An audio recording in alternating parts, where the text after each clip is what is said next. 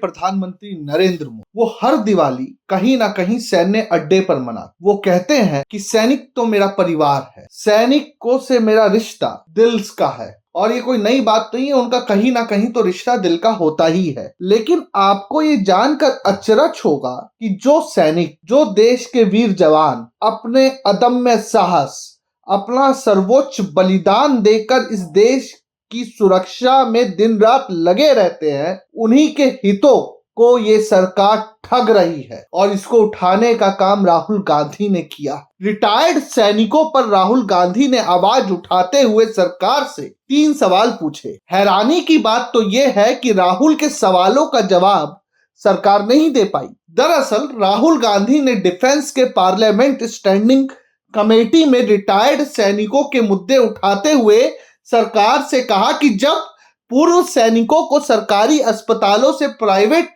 अस्पतालों में रेफर किया जाता है तो वहां अक्सर उन्हें इलाज ही नहीं मिलता। राहुल के इस जवाब पर मौजूदा सत्ता पक्ष के तमाम सांसद एक दूसरे का मुंह ताकने लगे। दोस्तों, संसद में रक्षा मामलों की संसदीय स्थायी समिति की बैठक हुई। इस बैठक का एजेंडा पूर्व सैनिकों के पुनर्वास, स्वास्थ्य सुविधाओं और उनके लिए उपलब्ध रोजगार के अवसरों की समीक्षा करना था। इसी बैठक में राहुल गांधी ने पूर्व सैनिकों की परेशानियों को कमेटी के सामने रखा और सरकार से सवाल पूछ लिए। राहुल का पहला सवाल था कि रिटायर्ड सैनिकों के पुनर्वास नीतियों पर आपका क्या सोचना है? स्वास्थ्य सुविधाओं में खामियों और हेल्थ फंड के लिए बजट कम क्यों है?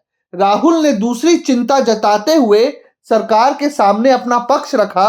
कहा, प्राइवेट अस्पताल सरकार पर हमारे बकाया की बात कहकर पूर्व सैनिकों को एडमिट ही नहीं करते, इनका इलाज ही नहीं करते। इसके बाद राहुल गांधी ने रिटायर्ड सैनिकों को दिए जा रही सहायता राशि पर भी सवाल उठाए और कहा, रिटायर्ड सैनिकों को कैंसर और किडनी से जुड़ी बीमारियों के इलाज के लिए मिलने वाली 75,000 की सहायता बेहद ही कम है। आप खुद सोचिए, क्या 75,000 में कैंसर और किडनी से जुड़ी महाबीमारियों का इलाज संभव है?